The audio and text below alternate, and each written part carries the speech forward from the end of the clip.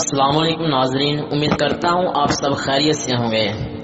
ناظرین، آج کا ہمارا ٹاپک ہے 70,000 مردے زندہ کیسے ہو گئے۔ ویڈیو شروع کرنے سے پہلے اگر آپ نے ہمارے اس یوٹیوب چینل کو سبسکرائب نہیں کیا تو سبسکرائب کر لیں، اور ویڈیو اچھی لگنے پر ویڈیو کو لائک کرتے ہوئے اپنے دیگر دوستوں کے ساتھ شیئر لازمی کیجیے گا۔ آئیے چل کر موضوع کا آغاز کرتے ہیں۔ یہ حضرت حزقیل علیہ السلام کی قوم کا ایک بڑا ہی عبرت خیز اور انتہائی نصیحت آمیز واقعہ ہے، جس کو خداوند قدس نے قرآن مجید کی سورہ بقرہ میں بیان فرمایا ہے۔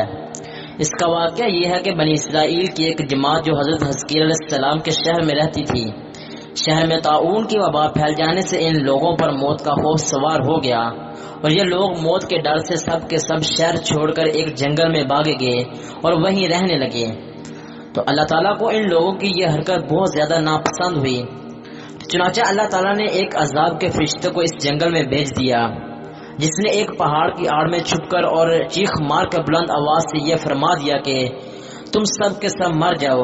اور اس مہیب اور بہانہ چیخ کو سن کر بغیر کسی بیماری کے بالکل اچانک یہ سب کے سب مر گئے، جن کی تعداد 70,000 تھی۔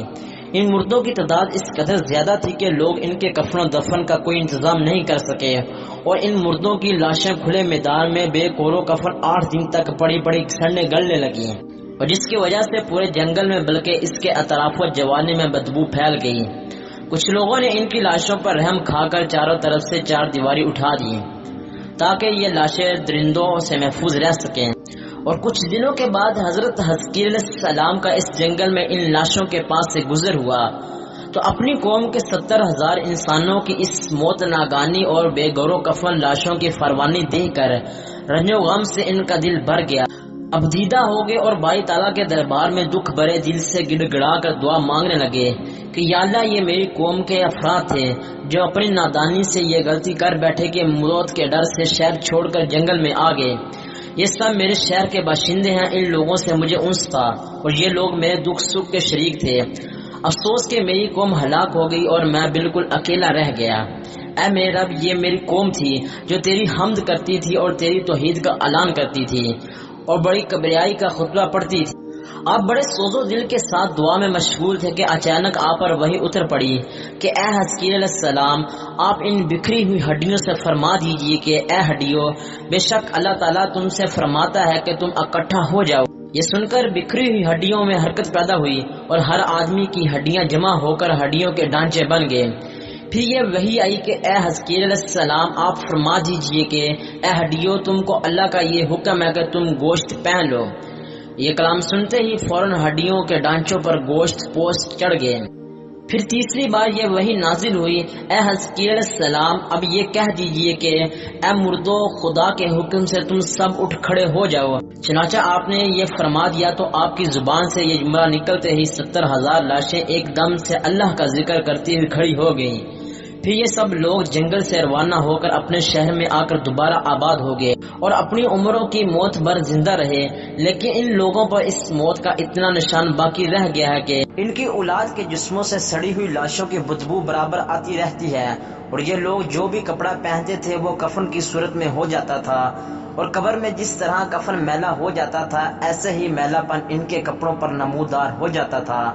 چنانچہ یہ اثرات آج تک ان یہودیوں میں پائے جاتے ہیں جو ان لوگوں کی نسل میں باقی رہ گئے ہیں۔ اور یہ عجیب و غریب واقعہ قرآن مجید کی سورہ بقرہ میں اللہ تعالیٰ نے کچھ جو بیان فرمایا ہے، جس کا ترجمہ ہے کہ اے محبوب، کیا تم نے نہ دیکھا تھا انہیں جو اپنے گھروں سے نکلے اور وہ ہزاروں تھے موت کے ڈر سے، تو اللہ نے ان سے فرمایا تم مر جاؤ، پھر انہیں زندہ فرمایا۔ بے شک اللہ لوگوں پر فضل کرنے والا ہے، مگر اکثر لوگ ناشکر ہیں۔ دوستو، اس سے ہمیں درس ہدایت یہ ملتی ہے کہ آدمی موت کے ڈر سے بھاگ کر اپنی جان نہیں بچا سکتا، لہٰذا موت سے بھاگنا بالکل ہی بیکار ہے۔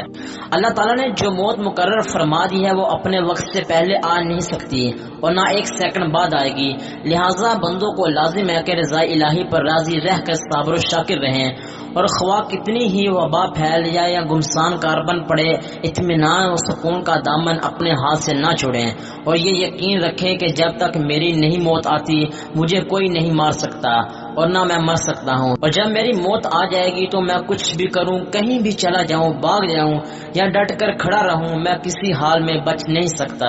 اللہ پاک سے دعا ہے کہ اللہ پاک ہمیں موت سے پہلے قبر و حشر کی تیاری کرنے کی توفیق عطا فرمائے، آمین ثم آمین۔ یہ تو پیارے معزز دوستو، یہ تھی ہماری آج کی ویڈیو کیسی لگی کمنٹس کر کے لازمی بتانا۔ اگر ویڈیو اچھی لگی ہو تو ویڈیو کو لائک کرتے ہوئے اپنے دیگر دوستوں کے ساتھ شیئر لازمی کیجیے گا۔ ملتے ہیں نیکسٹ ویڈیو میں، تب تک کے لیے اپنا اور اپنے پیاروں کا خیال رکھیے گا۔ اللہ حافظ۔